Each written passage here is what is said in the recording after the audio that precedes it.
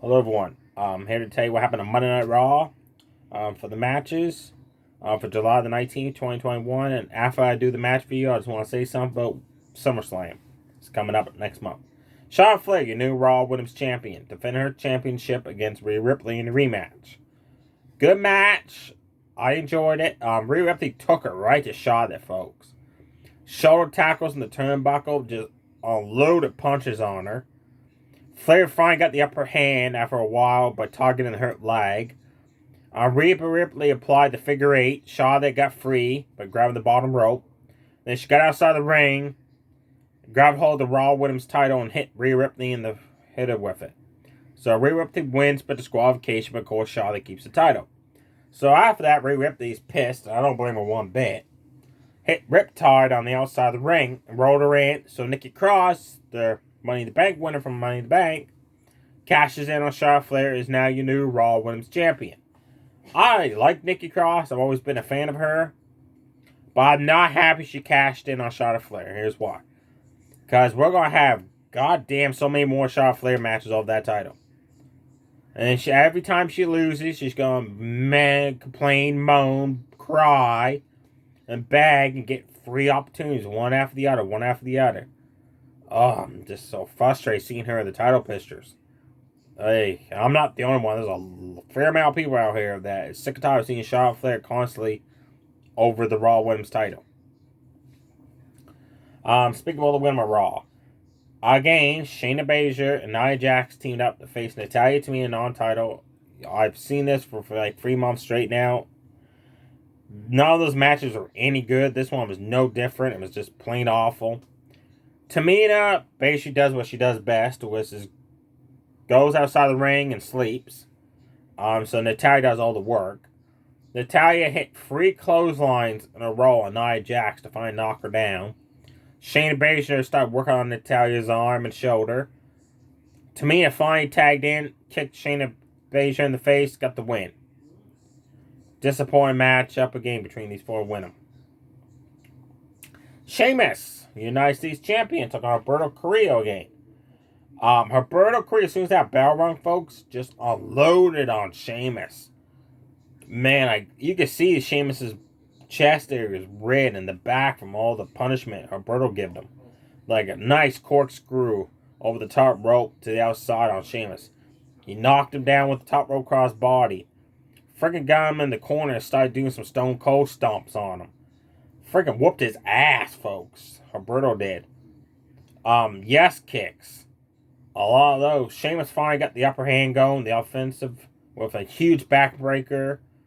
Some elbow shots at the back. Those 8 to 10 shots he does when he hangs them over across the ropes.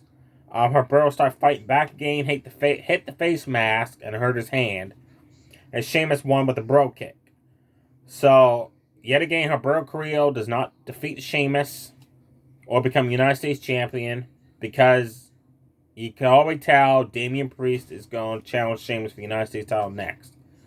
So it looks like this is the end of the feud probably with Sheamus and Roberto never got a win over him. That actually got a win where it really mattered the most. Karrion Kross debuted on Monday Night Raw from NXT. He's the NXT World Champion. So that must mean he's going to lose his title soon. He faced Jeff Hardy. Awful match. Pathetic. Jeff Hardy quickly hit Twist of Fate. Karrion Kross moved out of the way of the Swanton Bomb. Jeff Hardy, within a couple seconds, rolled him up, put his feet on the ropes, and stole the win. So already, Karrion Kross is caught up to Monday Night Raw, and he loses in his debut live attendance match on TV. Bobby Lashley, WWE Champion, issued an open challenge to anyone in the locker room. Keith Lee returned. I was excited. I'm like, oh, hell yeah, this is going to be one awesome match. It was disappointing. Bobby Lashley dominated Keith Lee for most of the match. Like, Keith Lee did some cool stuff. Like, at one point, leapfrog over Bobby Lashley. I was coming at him and just steamrolled right through him. Lashley countered a powerbomb into a pay dirt and then punched away at him in the face.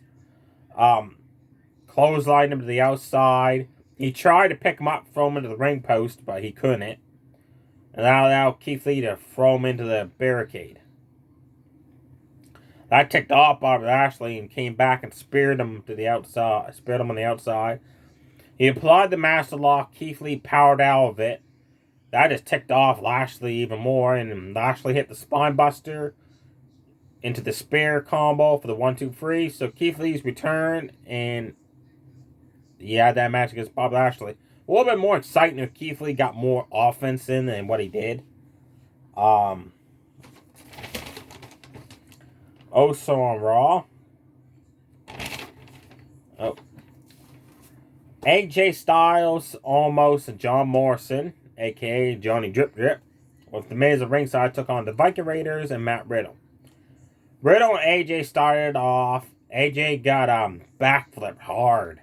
So he quickly tagged out. Riddle applied a STF on John Morrison, who escaped the hold and suffered a suplex for it. The Viking Raiders started getting involved, started double teaming John Morrison a lot. Morrison finally was able to tag in Almost. Almost did a couple moves, tagged out. Eric of the Viking Raiders got a hold of AJ Styles and started hitting like knee strikes after knee strike after knee strike after knee strike, backing AJ right in the corner, just unloaded on him. AJ finished it with a nice Pele kick. Arvar and John Morrison exchanged cartwheel exchanges to show which one could do one better. Then Arvar just freaking floored him with a clothesline, almost took his head off.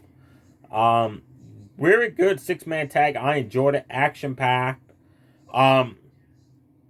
Matt Riddle got a hold of that water gun and he sprayed Almost with it. And then he blamed The Miz for doing it. So Almost and AJ Styles lost focus and turned their attention on The Miz outside the ring. While Almost grabbed hold of John Morrison, threw him back into the ring, and John Morrison landed awkwardly on his leg. And you can see he quickly grabbed hold of it. So hopefully he's not injured. Now allow the Viking Raiders to hit the Viking Experience on the Morrison for the 1-2-3. So next week on Raw, Viking Raiders will face AJ Styles and Almost again for the Raw Tag Team titles. That should be a good match. The last match happened on Raw. Jackson Ryker versus Elias. And a no disqualification match, but only weapons they can use was musical instruments. Elias has been in all of these matches. Elias hit him with a piece of a drum set across the back, so Elias suffered some payback because Jackson Ryker broke a guitar over his back. Then he grabbed a hold of other guitar and hit him in the guts twice with it. Elias broke a keyboard over Jackson Ryker's back. Elias started getting fired right up and just went right after Jackson Ryker. Started punching him in the corner. Ryker started fighting back body, dropped him on piano. Then Elias tripped him on top of the piano, so Ryker hit the top of that. It was a really good match. I enjoyed it. A lot of instruments were used. At one point, Elias grabbed a hold of a cello and smashed it over Jackson Ryker twice, and Jackson Ryker still kicked out. Jackson Ryker won the match. There's 2 tables that had set up outside the ring that had all the musical instruments on them while they were cleared off. And Ryker superplexed Elias off the top rope through the tables to get the win. So Elias is yet to even get a win in this feud. So there you have it, folks. Definitely check out Elias versus Jackson Ryker in the no disqualification musical instruments match. Definitely check out the 6-man tag of the Viking Raiders and Matt Riddle against AJ Styles and Almost and Johnny Drip Drip. Definitely check out Sheamus versus Alberto Carrillo and Rhea Ripley versus Charlotte Flair. The other matches were just bad and not really interesting to watch. And now on to fan was going to say quickly afterwards. All the hard work the WWE superstars in the back have done for the year and a half during COVID. Because it's been a hard time. We know this. They put in a lot of effort to please us, the WWE fans. And how they get rewarded? Vince McMahon brings back Goldberg and John Cena to be in the main event title matches of SummerSlam. To me, that's a slap in the face of all the hard work the other talent has done. Like, why Goldberg and Cena? I have no interest in even watching SummerSlam, those two matches, at all. Like, oh my god, a Goldberg. Like, I'm surprised he can still walk out to the ring without assistance. And John Cena, the only reason why John Cena versus Roman Reigns is intriguing is because if John Cena wins, then apparently, according to WWE facts, he would break Ric Flair's 16 world title wins record with 17 victories. So there you have it, folks. Stay safe, everybody. Too sweet. Bye.